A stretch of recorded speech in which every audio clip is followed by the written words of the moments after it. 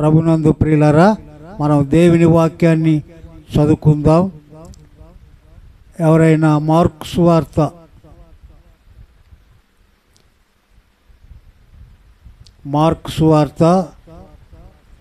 15వ అధ్యాయం లేక 16వ అధ్యాయం చదువుకుందాం. చదవనమ్మా.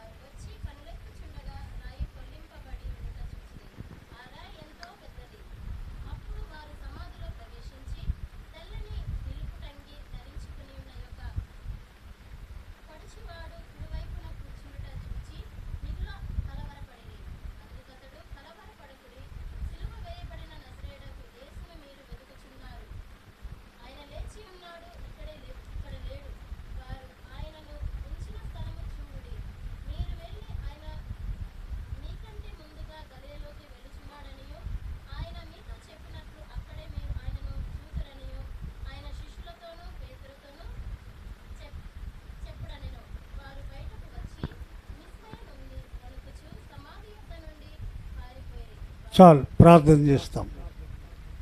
ప్రేమల ప్రభువా, మీరే మాట్లాడండి.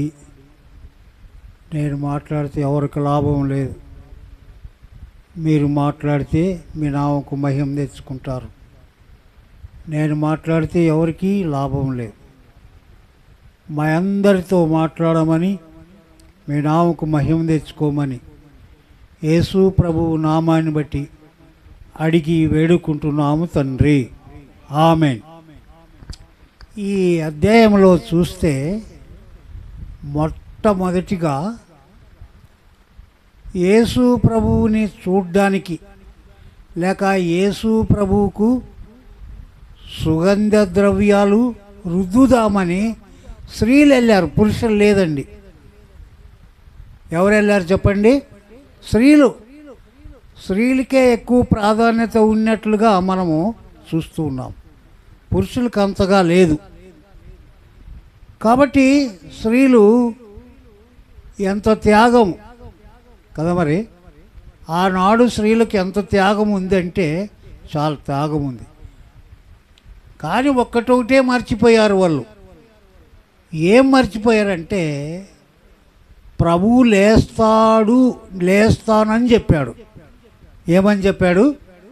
ప్రభువు లేస్తానని చెప్పాడు, కానీ ఆ మాటను మర్చిపోయారు అంతే. లేకుంటే అన్నీ బాగున్నాయి. చూడండి, ఎందుకు వాళ్ళు అంత శ్రద్ధ తీసుకుంటున్నారు? యేసు ప్రభువుని సమాధిలో ఉంచంగా వాళ్ళు చూశారు. మనము ఈ అధ్యాయంలో 15వ అధ్యాయం అట్లా చూస్తే వాళ్ళు ఉంచారు. అక్కడే స్త్రీలు కూడా ఉన్నారు కదా. అక్కడే స్త్రీలు కూడా ఉన్నారు. సమాధి చేసేటప్పుడు స్త్రీలు కూడా అక్కడే ఉన్నారు. లాస్ట్ వచనాలు చదవము. 15వ అధ్యాయము లాస్ట్ వచనాలు చదవండి. మగ్దలేని మరియయు, యేసు తల్లి అయిన మరియయు, చదువమ్మా. ఉంచబడిన చోట చూచిరి. విశ్రాంతి దినమున గడిచిపోగానే కదా. మరి వాళ్ళు ఉంచబడిన చోటు ఏం చేశారు? చూశారు. వాళ్ళు చూడండి, చూశారు. వాళ్ళు ఇంకా ఏం చేశారంటే విశ్రాంతి దినము గడిచిపోయిన తర్వాత వాళ్ళకి విశ్రాంతి దినము శనివారం వస్తుంది. మనకి విశ్రాంతి దినము, ఇది విశ్రాంతి దినము కాదు. ఇది ఎవరి దినం అంటే యేసు ప్రభువు మరణాన్ని గెలిచిన దినం. అస్సలుకి సంబంధం లేదు మనకు వాళ్ళకి, కొంచెం కూడా సంబంధం లేదు. ఒక ఆయన వచ్చాడు, నేను ఒక మాట అడుగుతాను చెప్తావా అన్నాడు కర్నూల్లో.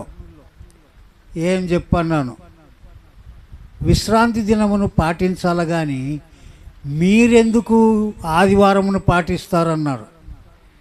నేను నవ్వుకున్నాను. ఒక మాట చెప్తే వింటావా బాబు అన్నాను. అంటే చెప్పు వింటాను. అస్సలకి నీకు నాకేం సంబంధము అని చెప్తాను. నీకు నాకు సంబంధం లేదు కదా, లేదు. నీవెవరో నేనెవరో, కానీ విశ్రాంతి దినము ఎవరో మనకు తెలియదు. వాళ్ళది అంతా యూదుల ఆచరణ. కానీ సువార్త అందబడిన తర్వాత ఇది ప్రభుదినం అని మేము పాటిస్తాం, కానీ విశ్రాంతి దినమును పాటించే వాళ్ళము కాదు. నువ్వెంతన్నా చెప్పు, నేను వినను అన్నాను. ఇంకేం అనలేదు ఆయన. అరే నాయన, ఈడేమి గట్టివాడు అనుకున్నావు, ఈయనకేం తెలియదు అనుకున్నావు, నాకేం తెలియదు. కాబట్టి మనము మన ప్రభువు కదా, మన ప్రభువు ఎవరంటే విశ్రాంతి దినముకే ప్రభు అయి ఉన్నాడట. ఏమై ఉన్నాడు? విశ్రాంతి దినానికి ప్రభువు.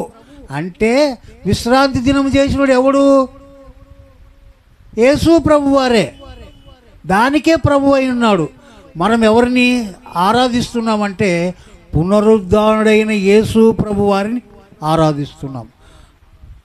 ఇంకా అంతకంటే గొప్పని మనం ఆరాధిస్తున్నాం. విశ్రాంతి దినం కంటే గొప్పది కదా, మరి ఏం పర్లేదు. కాబట్టి ప్రియులారా, మనము వాళ్ళు ఏం చేశారంటే స్త్రీలు సుగంధ ద్రవ్యాలు సిద్ధపరచుకొని శరీరానికి, యేసు ప్రభువారి శరీరానికి రుద్దుదామని వెళ్ళారు కదా. మరి రుద్దుదామని వెళ్తే అక్కడ పెద్ద రాయి ఉందంట. ఎంతో పెద్ద రాయి అని రాయబడింది కదా. ఎన్న వచనమది? ఎంతో పెద్దది కదా. 4వ వచనంలో, వారు వచ్చి కనులెత్తి చూడగా రాయి పొరలింపబడి ఉండుట చూసిరి. ఆ రాయి ఎంతో పెద్దదంట. చూడండి, అంటే వాళ్ళు సమాధి చేసేటప్పుడు పెద్ద రాయి మూశారు. మూసి ఏం చేశారంటే దానికి ముద్ర వేశారు. గవర్నర్ ముద్ర వేశారు. ఎందుకంటే ఆయన లేస్తాడు అని చెప్పాడు అనమాట. వాళ్ళే చెప్పారు. ఎవరంటే సైనికులు. అయ్యా, ఆ వంచకుడు లేస్తానని చెప్పాడా? మత్తయి సువార్తలో మనము ఆ మాటలు చదువుకునొచ్చు. కాబట్టి లేస్తానని చెప్పాడు. మరి మొదటి వంచన కంటే కడపట వంచన ఇంకా కష్టమవుతుంది.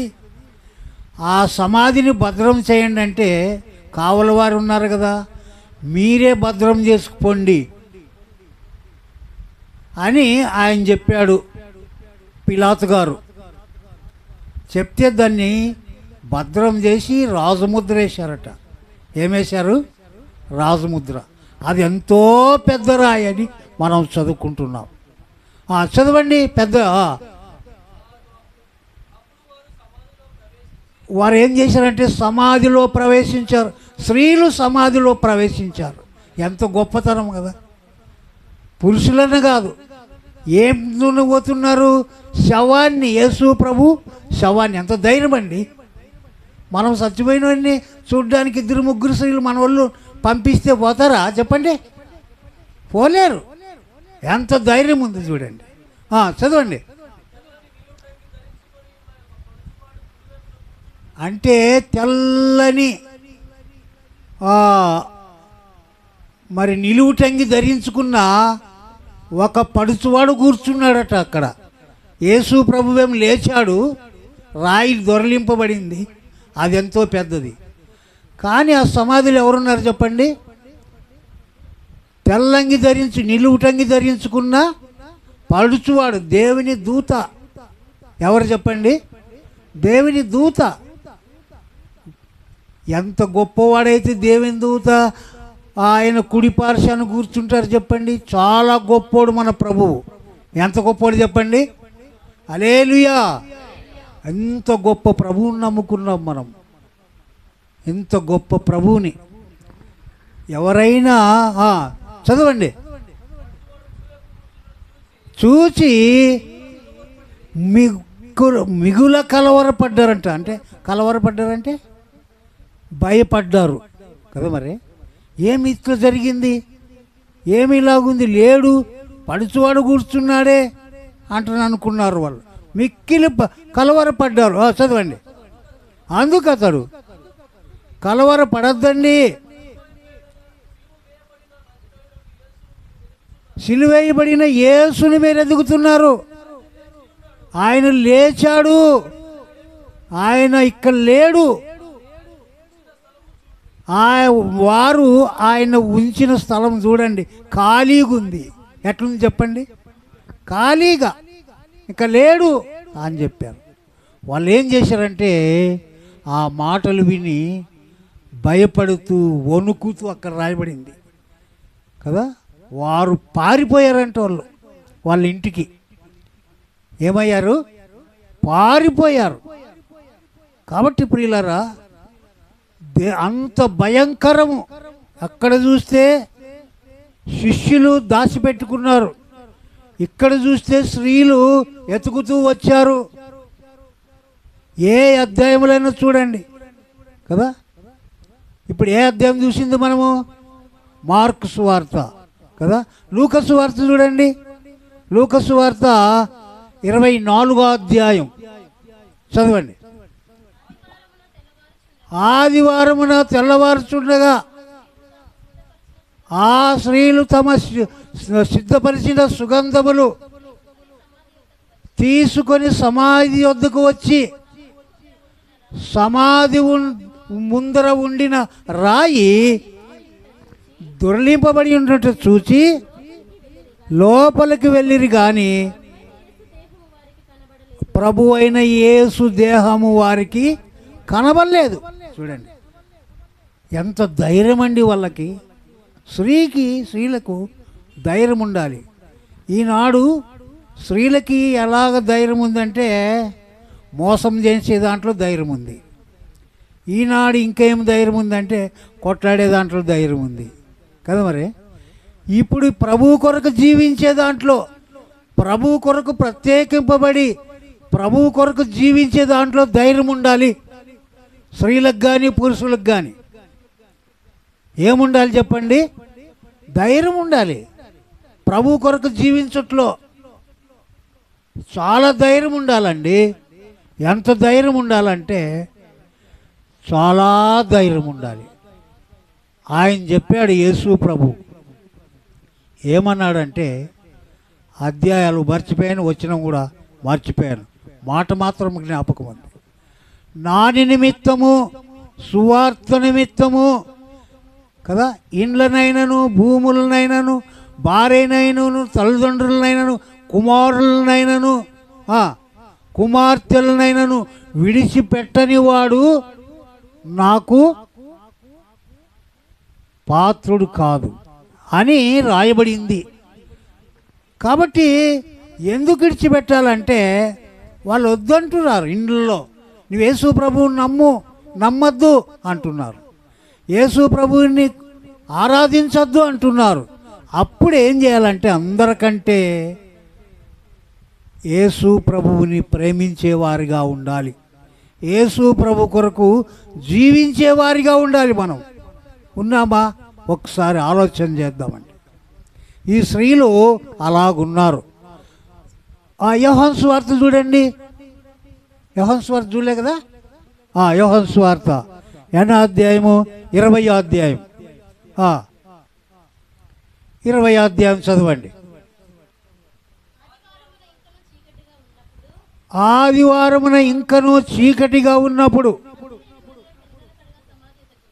మగ్దలేని మరియా పెందల కడనే సమాధి దగ్గరకు వచ్చి సమాధి మీద ఉండబడిన రాయి తీయబడినట్టు చూశాను. గనుక ఆమె పరుగెత్తుకొని సీమోను పేతురు యొద్దకును యేసు ప్రేమించిన శిష్యుని యొద్దకు వచ్చి ప్రభువుని సమాధి నుండి ఎత్తుకొని పోయారయ్యా. ఏమి ఎంత పని జరిగింది! ఒక్కతే వెళ్ళింది కదా, ఇక్కడ ఒక్కతే వెళ్ళినట్లుగా రాయబడింది. అందరూ వెళ్ళారు కానీ ఇక్కడ రాయబడిందిగా మాత్రము ఒక్కతే అన్నట్లుగా ఉంది. ఎవరో ఎత్తుకొని పోయారు, ఎవరో ఎత్తుకొని. ఎంత ఆశ కదా, ఎంత ఆశ ఉంది ఆమెకి, చాలా ఆశ ఉంది. యేసు ప్రభు అంటే స్త్రీలు ఎంతగానో ప్రేమించారు. చూడండి, ఈనాడు స్త్రీలు చర్చిలకు రారు, దేవుని మందిరం శుభ్రం చేయరు, దేవుని మాట వినరు, దేవునికి కృతజ్ఞులై బ్రతకరు, భర్తకు లోబడినంత దేవునికి లోబడరు. అంటే నేను భర్తకు లోబడద్దండి కానీ నేను చెప్పేది భర్తకి ఎంత లోబడతారో అంతకంటే ఎక్కువ ఎవరికి లోబడాలి? దేవునికి లోబడాలి. భార్యకి ఎంత లోబడతారో మరి అంత దేవునికి లోబడాలి పురుషులు కూడా. ఈ పురుషులు ఎలాగున్నారంటే, ఇప్పుడు ఎంతవరకు చదివామో అది గుర్తుపెట్టుకో. ఎలాగున్నారంటే యోహాను సువార్త ఎంత 20వ అధ్యాయం కదా, ఎన్నో అధ్యాయం చదువుకున్నాము? 20వ వచనం చదవండి.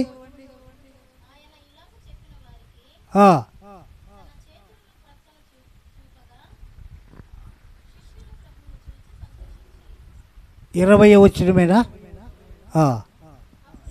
యాది యోహాను సువార్త. అక్కడ ఏం రాయబడిందంటే, లూకా మార్కు సువార్త చూడండి. మార్కు సువార్త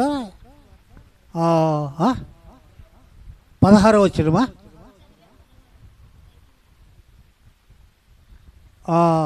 మార్కు సువార్త ఎన్నో అధ్యాయము?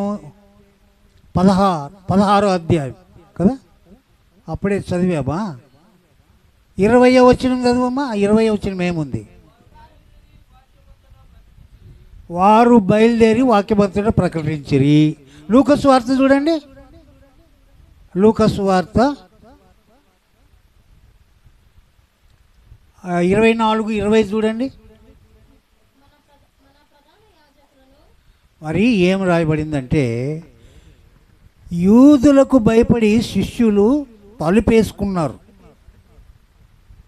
యూదులకు భయపడి శిష్యులు ఏం చేశారంటే తలుపేసుకున్నారు. ఎందుకు చెప్తున్నానంటే ఆ వచ్చిన మర్చిపోయాను. కానీ ఏమైందంటే స్త్రీలు మాత్రం భయపడలేదు, వాళ్ళని తలుపులేసుకొని ఉన్నారు. కానీ స్త్రీలు తిరుగులాడుతూనే ఉన్నారు కదా మరి ఈ అధ్యాయంలో చూసినప్పుడు. కాబట్టి మనము కూడా ప్రభువు కొరకు బాగా భయం లేకుండా బ్రతకాలి. ప్రభు మన కొరకు సమాధిని గెలిచాడు, చనిపోయి సమాధిని గెలిచాడు కదా. అయితే మనం ఏం చేయాలంటే ప్రభువు కొరకు బ్రతకాలి. బతుకుతున్నామా ఒకసారి ఆలోచన చేద్దామండి. మార్కు సువార్త 15వ అధ్యాయం 16వ అధ్యాయం 10వ వచనాన్ని చదవండి. 10వ వచనం, ఆయనతో ఉండిన వారు దుఃఖపడి ఆయనతో అంటే యేసు ప్రభువుతో ఉండిన వారు దుఃఖపడి ఏడ్చుచుండగా, ఏమ్మా? ఆమె వెళ్ళి వారికి సంగతి అంటే యేసు ప్రభువుని లేక యేసు ప్రభువు లేచాడు, యేసు ప్రభువుని ఎవరు ఎత్తుకొని పోయారు, సమాధిలో లేడు అని అనే సంగతిని వారికి తెలియజేయగా ఆయన బ్రతికి ఉన్నాడనియు ఆమెకు కనబడలేదనియు వారు నమ్మి కదా, వారు విని నమ్మకపోయినట్టు. చూడండి, వారు విని నమ్మకపోయారు.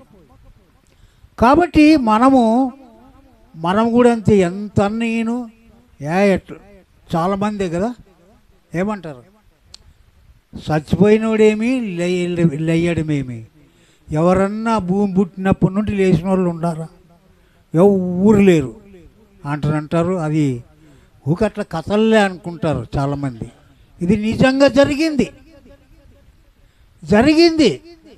కదా. మరి ఇట్లా 2 సార్లు చెప్పితే కూడా వారు నమ్మలేదండి. చూడండి, లూకాసు వార్తలో కూడా ఆ మాటలు రాయబడినాయి. లూకాసు వార్త 24వ అధ్యాయం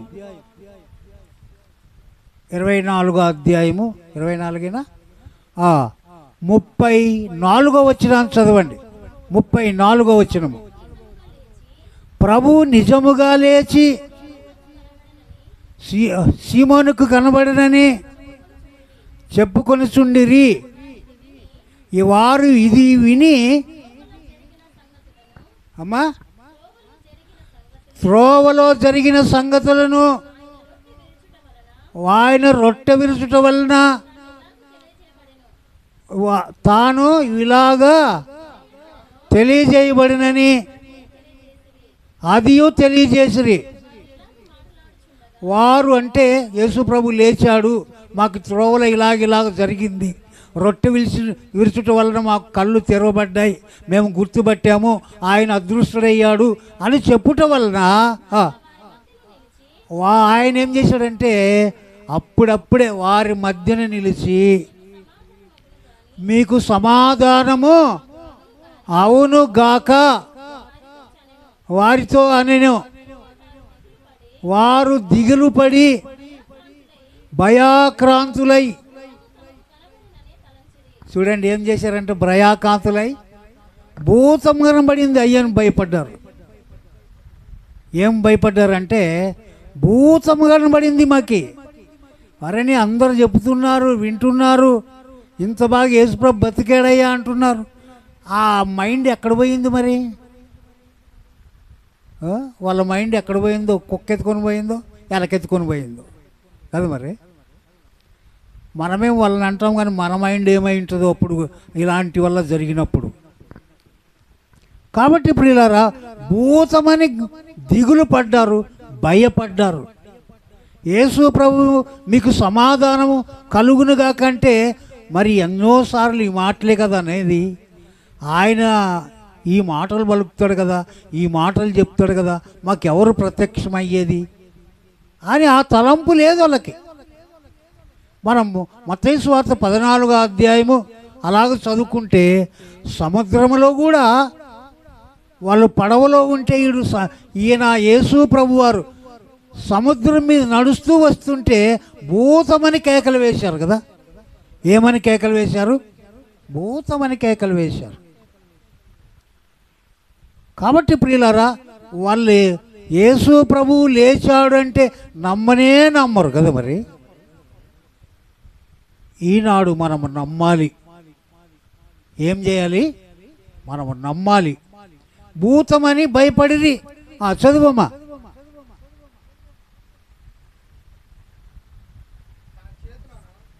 తన చేతులను పాదములను వారికి చూపెను. అయితే వారు సంతోషం చేత ఇంకనూ నమ్మక ఆశ్చర్యపడుతుండగా ఆయన ఇక్కడ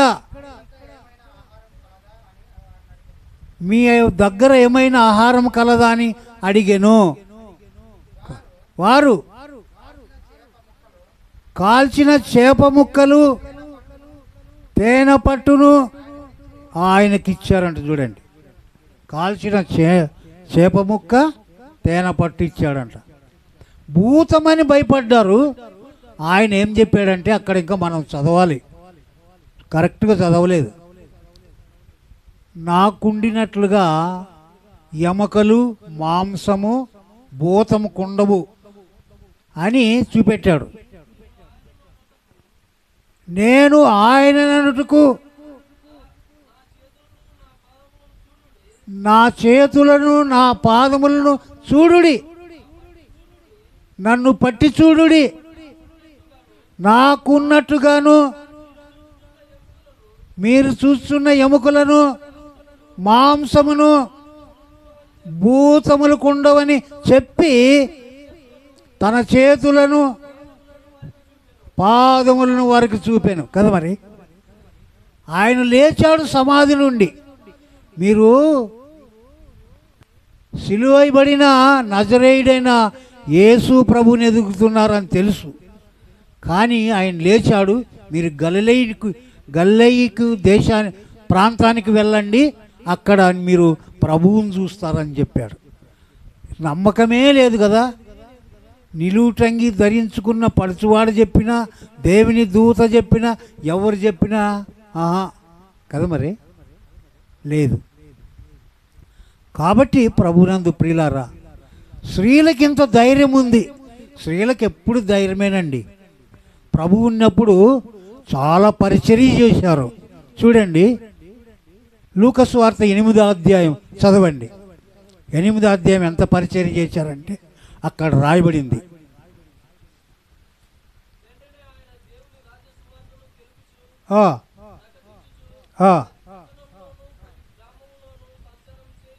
సంచారం చేయుచుండగా 12 మంది శిష్యులను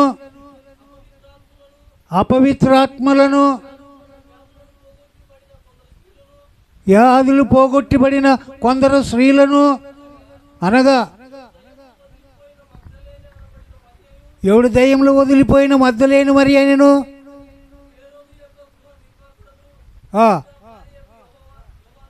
యోహన్నా సుసన్నాయు ఆయనతో కూడా ఉండిరి. చదవండి. వీరును ఇంకా అనేకులు తమకు కలిగిన ఆస్తితో వారికి ఉపచారం చేయుచు వచ్చిరి. చూడండి, వారికి కలిగి ఉన్న ఆస్తితో కదా, వారికి సొంతం కలిగి ఉన్న ఒక ఆయన ఉన్నాడు, బాగా డబ్బులున్నవాడే, మిల్లులో పనిచేసేవాడు. నాకు తెలుసు, ఆయన పెద్ద పిసనాశుడు. ఆయన ఎవరో ఇంట్లో వాళ్ళ ఇంటికి పంపిస్తాడు, కానీ ఆయన ఒక్క టీ కూడా తాపేవాడు కాదు. వాళ్ళ దగ్గరకు పో, వీళ్ళ దగ్గరకు పో, వీళ్ళ దగ్గరకు పో అంటాడు, కానీ ఆయన మాత్రం పైసలు ఇచ్చేవాడు కాదు. ఇలాంటి వాళ్ళు ఉన్నారు కదా, ఇలాంటి వాళ్ళు ఉన్నారు. వీళ్ళు అట్లా కాదు, వీళ్ళు స్త్రీలు అనేకులు కదా, ఇంకా అనేకులు వారికి కలిగి ఉన్న ఆస్తితో ఏం చేస్తున్నారంటే వాళ్ళు ఉపచారం చేయిచు వచ్చిరి. చదవండి, ఆ మాటలే నేను బైబిల్ మాటలు చెప్పేది. ఎంత త్యాగము కదా, ఎంత త్యాగము. మనం ఇలాగ త్యాగము కలిగి ప్రభు కొరకు జీవించే వాళ్ళగా ఉండాలి. ఈనాడు స్త్రీలకు లేదు, పురుషులకు లేదు, అంత అడుగంటిపోయారు. లోకము లోకము లోకము. ఏమన్నంటే కదా, ఏమన్నంటే ఇంకా లేవు, ఏమి లేవు అంటారు కదా. ఏమి లేవు. మన పిల్లల ఖర్చు పెట్టుకునేకేం తక్కువ లేదు, ఏమన్నా కొనుక్కునేకేం తక్కువ లేదు, కార్లు కొనుక్కునేక తక్కువ లేదు. ప్రభువుకి ఇవ్వాలంటే చెప్పండి, అన్నీ తక్కువే. నోరులేని జీవులు మీరు. నేనే అరల కానీ మీరు అర్రు, ఎంత నడుచుకుంటారా. కాబట్టి ప్రియులారా, ఎంత త్యాగం చూడండి, ఎంత త్యాగం ఉంది. యేసు ప్రభువు అందుకోసమయ్యే ఎవరికి కనపడ్డాడంటే మొట్టమొదటిగా స్త్రీలకే కనపడ్డాడు. అందరు చెప్పండి, ఎవరికి కనపడ్డాడు? స్త్రీలకే. వేరే వాళ్ళకు కాదు. కాబట్టి ప్రియులారా, తరువాత శిష్యులకు కూడా కనబడ్డాడు. స్త్రీలకు కనబడిన తర్వాత యోహాను సువార్త మనం చదువుకుంటే ఆమె ఏం చేసిందంటే సమాధిలో ఏడుస్తూ ఉంది. పేతురు అందరూ పరిగెత్తి మళ్ళీ పోయారు ఇంటికి. ఆమె ఏడుస్తూ అక్కడ నిలబడింది సమాధి దగ్గర. ఏం అమ్మా ఎందుకు ఏడుస్తున్నావు అన్నాడు. నీవు తోటమాలి అనుకునింది ఆమె చూసి, నీవు ఒకవేళ నా ప్రభువుని మోసుకొని పోయింటే చెప్పు, ఏడబెట్టేవా, నేను ఎత్తుకొని పోతాను అంటది అయ్యమ్మ. యేసు ప్రభుని మోసిన అయ్యమ్మ చెప్పండి, మోస్తుందా? మొయ్యలేదు. ఎంత ఆశ ఉంది కదా, ఎంత ఆశ ఉంది. ఈనాడు ఈ ఆశలు ఎవరికి లేవు. ప్రభువు సేవని, ప్రభువు సేవకులని, ప్రభువు మందిరమని, ప్రభువు పని అని ఎవరికి లేదండి. కాబట్టి ప్రియులారా, ఆనాడు ప్రభువు కోసం ఎంత త్యాగం చేశారంటే ఇంకా ఎంతైనా చెప్పుకునొచ్చు, చెప్పలేను నేను. ఇంకా కొన్ని మర్చిపోతాను. ఒక మాట చెప్పి నేను ఇంకా ముగిస్తాను. యోహాను సువార్త 12వ అధ్యాయంలో ఎంత త్యాగం చేశారంటే అంత త్యాగం చేశారు. 12వ అధ్యాయం చదవండి. యోహాను సువార్త 12వ అధ్యాయం.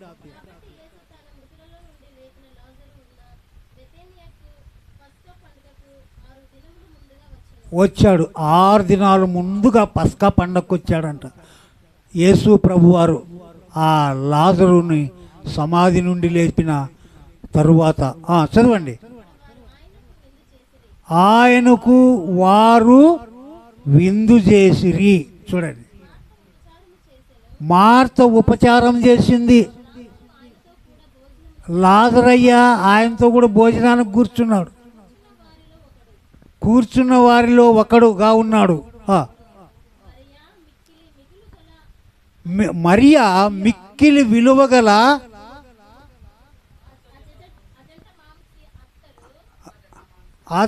జటామాంసి అత్తరు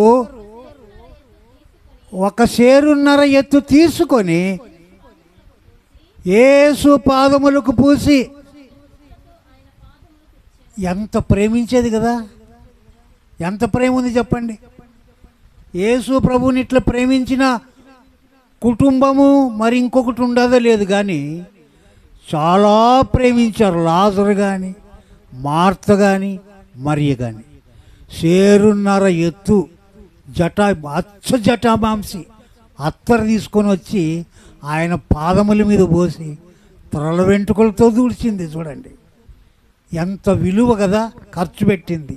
ఎందుకంటే ఆయన అన్నాడు, ఆయన ఏమంటున్నాడంటే చదవండి ముందుకి, ఆ ఇల్లు అత్తరు వాసంతో నిండింది.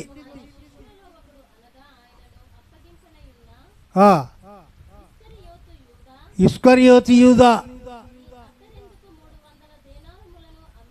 300 దేరాములు అమ్మి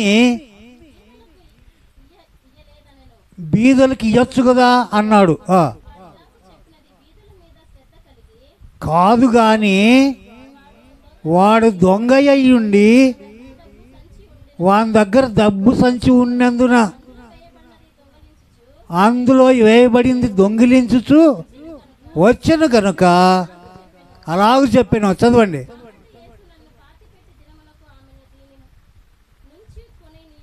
కదా, మీరు ఆటంకం చేయొద్దండి. బీదలు ఎప్పుడు మీతోనే ఉంటారు. ఆమె నన్ను పాతి పెట్టే దినానికి ఆమెను ఉంచుకుని నీయండి, తొందర చేయొద్దు అన్నాడు. ఎంత ప్రేమ అండి వాళ్ళకి. మనం ప్రేమిస్తామా? మనం ప్రేమించము. అస్సలకి 10వ వంతు ఇస్తామా? ఇయ్యలేము. శాత కాదు కదా, శాతే కాదు. ఈరోజు ఒక్కరోజు 5,000 సంపాదించేవారు ఉన్నారు. 5,000 ఇస్తే ఎంత ఇవ్వాలా? 500 ఇచ్చేవాళ్ళు ఉన్నారా? వారం పని చేశారనుకో ఎంత వస్తుంది చెప్పు? వారం పని చేస్తే 6 5 30 కదా, 30,000 వస్తే ఎంత ఇవ్వాలా కదా? మరి 3,000 వాళ్ళు ఇస్తారు ఎవరు? ఈనాడు అందరూ అడుగును పడిపోతారు కదా. మరి ఊరికనే ప్రభువుకి ఇవ్వలేం మనం, మనకైతే ఎంత ఖర్చు పెట్టుకుంటాం కదా. మరి ఎంతో ఖర్చు పెడతాం. కాబట్టి ప్రియులారా, ప్రభువుని ప్రేమించిన వారు ఉన్నారు స్త్రీలు. కానీ శిష్యులు ఏమయ్యారంటే త్యాగం లేదు వాళ్ళకి, వాళ్ళ త్యాగం లేదు. నిదానంగా చూశారు, ఇంట్లో దాబెట్టుకున్నారు. ఆయనే వాళ్ళ దగ్గరికి వెళ్ళి ప్రత్యక్షమయ్యి తను తాను కనపరుచుకున్నాడు. తను తాను ఏం చేసుకున్నాడు? కనపరుచుకున్నాడు. చూడండి. కాబట్టి ప్రియులారా, మనకు తను తానే కనపరుచుకుంటున్నాడు. మనమేమి పని చేయకపోయినా తొందర చేస్తాడు అన్ని విషయాల్లో. దేవుని మందిరానికి రండి, ఇవ్వండి, ప్రార్థన చేయండి, వాక్యం చదవండి అంటుంటే, మనల్ని ప్రేరేపిస్తుంటే ఎంత వెనక వెళ్తామంటే అంతకు వెనక వెళ్తాం. ఆయన వైపు చూద్దాం. ఆయనే మన కొరకు శిలువలో బలయ్యింది. ఆయనే మన కొరకు రక్తము కార్చింది. ఆయనే మన కొరకు మరణించింది. ఆ ప్రభువే మన కొరకు సమాధిని, సాతాను గెలిచింది. మరి తిరిగి లేచాడు, మరలా వస్తానన్నాడు. ఎందుకోసం అంటే మన కోసమే, ఎవరి కోసం కాదు కదా, ఎవరి కోసం కాదు. నేను మీకోసము ఏమి సిద్ధపరచి వెళ్తుంటున్నాను? స్థలము సిద్ధపరచి వెళ్తాను. నేనుండే స్థలములో మీరును ఉండేలాగా మరలా వచ్చి తీసుకొని పోతానన్నాడు. కాబట్టి ప్రియులారా, ఎలాగున్నాం మనల్ని మనం పరీక్ష